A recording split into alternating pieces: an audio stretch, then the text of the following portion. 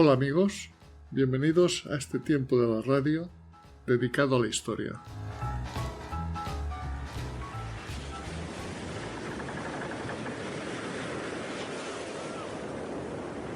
Eran los amos del frío, los señores de los Drakkar. Venían de más allá de donde el sol se oculta y su sed de oro y sangre no tenía límites. Hace más de 1000 años, cuando Europa se debatía entre la luz de la fe y la sombra de la espada, unos guerreros llegados al fin del mundo aparecieron a las costas ibéricas. Eran altos, rubios, vestidos con pieles y corazas de hierro, y sus barcos con cabezas de dragón surcaban los ríos como serpientes de madera. Eran los vikingos, y durante casi 2 siglos sus incursiones sembraron el terror desde Galicia hasta Sevilla, desde Lisboa hasta Pamplona. Hoy, en este audio, contaremos las andanzas de estos recién llegados por estas tierras que cambiaron el curso de nuestra historia y que aún perduran en las leyendas.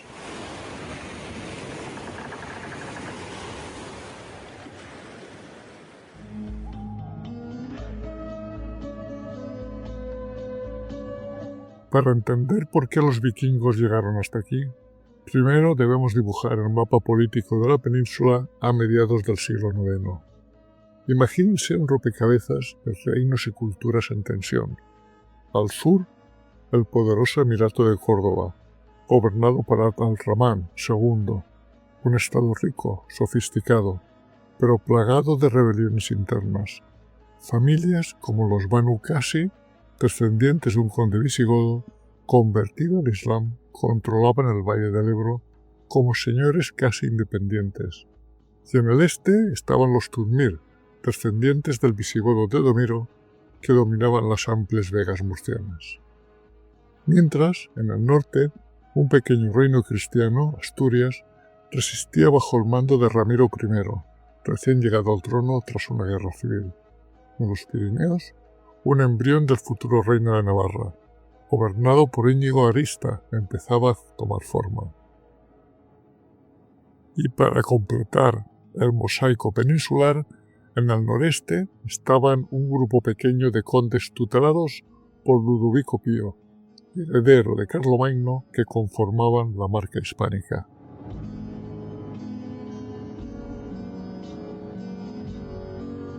Este era el escenario cuando en el año 844 unas extrañas naves aparecieron en el horizonte.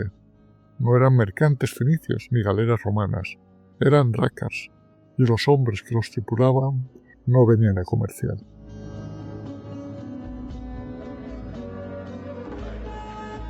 Según un manuscrito de la abadía francesa de Val-Dieu, todo comenzó con una tormenta. Un grupo de vikingos, transatlánticos, intentaba regresar a Irlanda cuando los vientos los desviaron hacia las costas cantábricas. El 1 de agosto del 844 desembarcaron cerca de la desembocadura del río Deva. ¿Qué vieron? Probablemente una costa escarpada, pequeñas aldeas pesqueras y una población que no tardó en huir hacia el interior. No existen evidencias de saqueos, lo que nos permite determinar que simplemente fue un punto de avituallamiento para continuar su viaje bordeando la costa.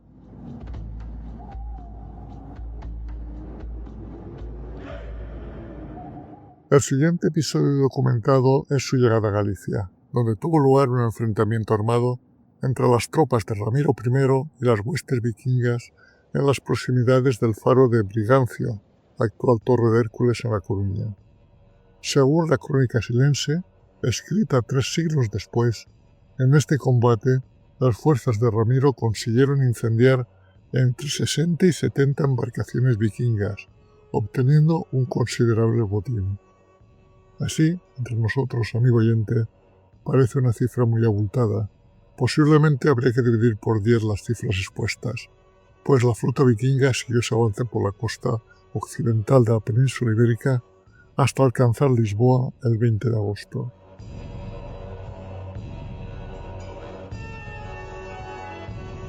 A partir de este momento son las crónicas árabes las que nos cuentan los hechos. Nos relatan que 50 naves aparecieron frente a Lisboa asediando la ciudad, y durante 13 días de asedio, los vikingos fueron incapaces de vencer las defensas de la misma. Frustrados, siguieron la costa hacia el sur buscando lugares más accesibles y que les permitiera saquear sin tanto esfuerzo, llegando a la desembocadura del Guadalquivir, y allí tomaron la decisión de dirigirse río arriba buscando las riquezas de Sevilla.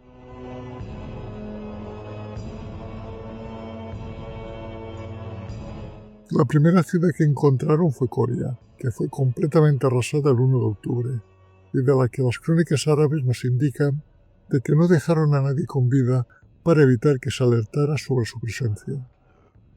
Esta victoria allanó el camino de los vikingos hacia Sevilla, donde llegaron el 3 de octubre, que fue saqueada durante una semana incendiando su mezquita.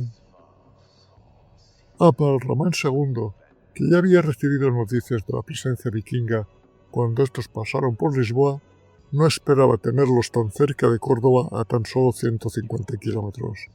Así que, como pudo, organizó un ejército al mando de su primer ministro, Isa ibn Suyaj, para hacer frente a las fuerzas invasoras.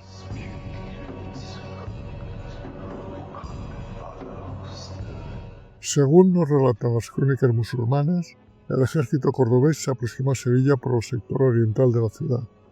Los vikingos, al advertir la superioridad numérica de las fuerzas que los acosaban, decidieron retirarse sin ser perseguidos.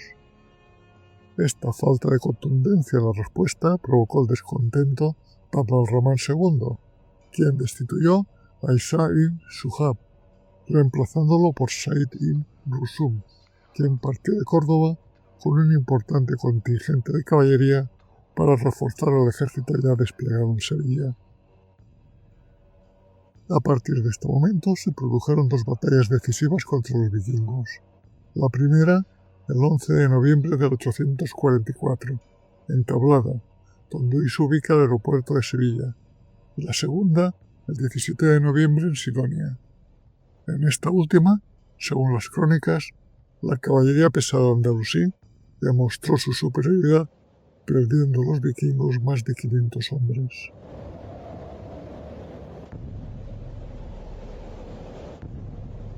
Viéndose superados en todos los frentes y considerando que por el Guadalquivir descendían 15 embarcaciones que Abdalrahman había equipado apresuradamente con guerreros y pertrechos, los vikingos supervivientes optaron por retirarse definitivamente. Durante esta retirada pasaron por Niebla, el Algarve y Beja, en el Alentejo, lugares en los que fueron intercambiando rehenes por comida y ropa que les hiciera más fácil el regreso, lo que nos demuestra su pragmatismo. No eran simples guerreros, eran buenos estrategas.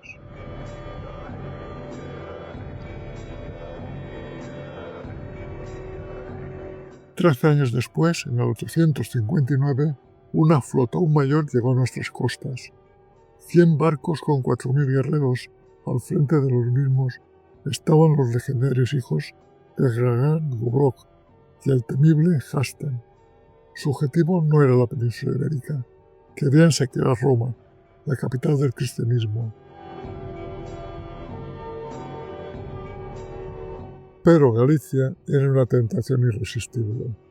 Tras desembarcar por la Riera Brosa, saquearon Iria Flavia, actual Padrón, y continuaron su avance hacia Santiago de Compostela, a la que pusieron sitio. A pesar de que los habitantes de Compostela pagaron un tributo para evitar el saqueo, los vikingos persistieron en su intento de apoderarse de la ciudad.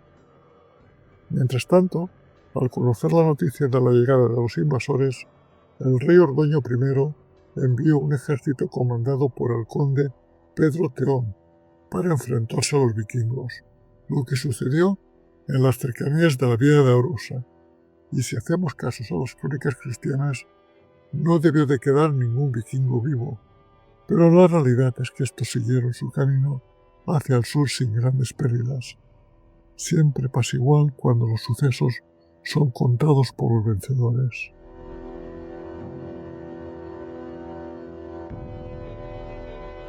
Al llegar a las costas de Al-Ándalus, el emir Muhammad I, que había sucedido de Román II al frente del Emirato de Córdoba, ya estaba preparado con su ejército para repeler las invasiones vikingas, pero fue incapaz de evitar el saqueo de Algeciras, en la costa sur peninsular, y de Orihuela en la tierra de los Tunmil. Y así siguió la expedición vikinga, devastando las Baleares y dirigiéndose finalmente a la desembocadura del Ródano, en donde fijó su centro de operaciones. No era un mal sitio para dirigirse hacia Roma, pero nunca llegaron allí. Se limitaron a saquear las ciudades de Luca y Pisa, en la península itálica, y al finalizar la época estival, decidieron regresar a sus tierras. Quizá el Mediterráneo les había resultado muy cálido.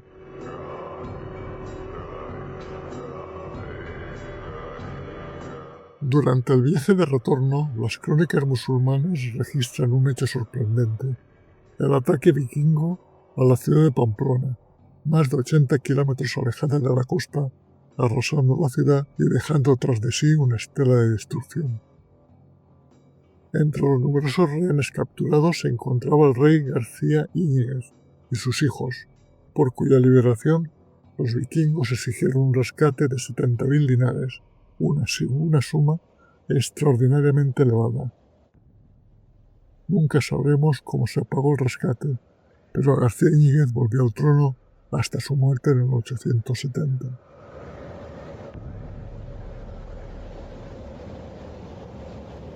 Un siglo después, en el año 968, una flota vikinga comandada por Gunderedo apareció por las costas gallegas. Por aquellos años Galicia ya era un territorio bien conocido por los nórdicos, tanto es así que la conocían como Jakobsland, es decir, Tierra de Santiago. Penetrando por la ría de Arosa, Gunderedo y sus gentes ocuparon Santiago de Compostela durante varios meses e incluso penetraron hasta los montes do Cebreiro, a más de 160 kilómetros de distancia. En aquella época el rey de León era Ramiro III, que apenas contaba con 7 años de edad. La regencia estaba en manos de su tía, la infanta Elvira Ramírez, a quien la invasión vikinga parecía importar poco, lo que obligó a los propios gallegos a organizar la defensa frente a los invasores. Y es en este contexto donde aparece la figura del conde Gonzalo Sánchez, un noble gallego que, según la leyenda, tendió una emboscada y aniquiló las huestes vikingas, incluyendo a su líder, Gunderedo. De esta manera, tanto él como su hazaña forman parte actualmente del acervo histórico gallego.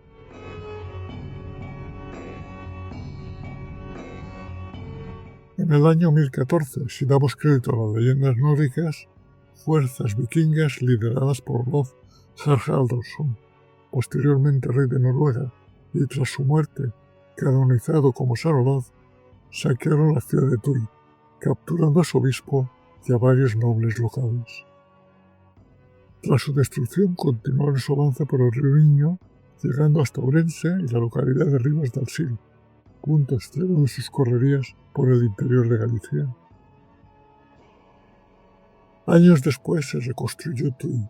Su fisonomía cambió completamente, transformándose de un núcleo urbano organizado alrededor de un puerto fluvial a un conjunto de edificaciones con estructura defensiva sobre una colina, articuladas en torno a la nueva catedral.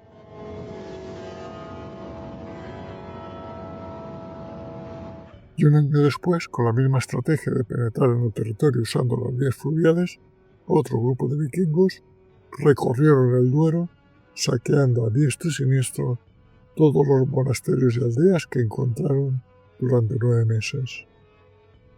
Se especula que ciudades como Coimbra y Zamora pudieran haber estado dentro de su radio de acción, aunque no existen crónicas que describan con detalles los lugares asaltados durante esta incursión. De lo que sí hay constancia es que Alfonso V, rey de León, movilizó sus tropas para contener dicha invasión.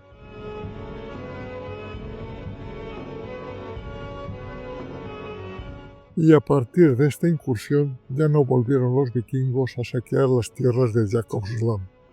Eso no quiere decir que desaparecieran, pues volvemos a conocer de su existencia en el año 1032, cuando la nobleza gallega se enfrentó al rey leonés Bermudo III. Es en este escenario donde la fortaleza estratégica de Lapio, ubicada cerca de Lugo, fue atacada por un noble gallego, el conde Rodrigo Románez, quien para tal fin empleó a un grupo de vikingos mercenarios, al mando de Galizu Ulf, cuya traducción sería algo así como el lobo gallego. Finalmente el castillo fue conquistado y las tropas mercenarias, según algunas crónicas, continuaron saqueando tierras gallegas, hasta que apareció un personaje clave, el obispo Cresconio, de Santiago de Compostela, quien, combinando fe y espada, logró expulsar a estos mercenarios, pasando Galizu Ulf a convertirse en parte de las leyendas nórdicas.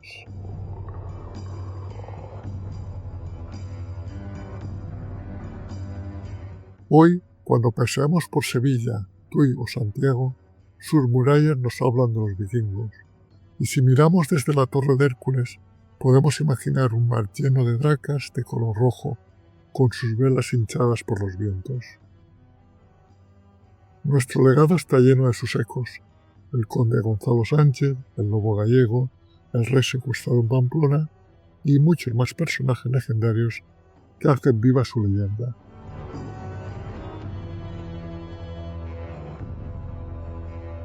Los vikingos no se quedaron, no fundaron reinos aquí, como en Normandía o Inglaterra, pero su paso, breve y brutal, cambió la historia de la vieja Iberia para siempre. Y eso, 1000 años después, es una historia que ha valido la pena recordar.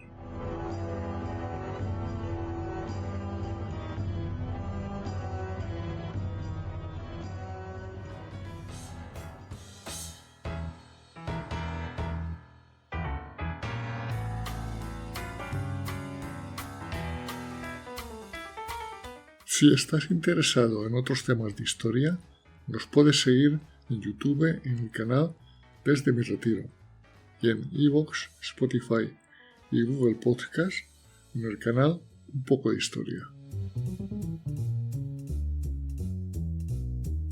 Este proyecto radiofónico, creado desde mi retiro en la España profunda, es una realización, para bien o para mal, de José Luis García, ciudadano del mundo.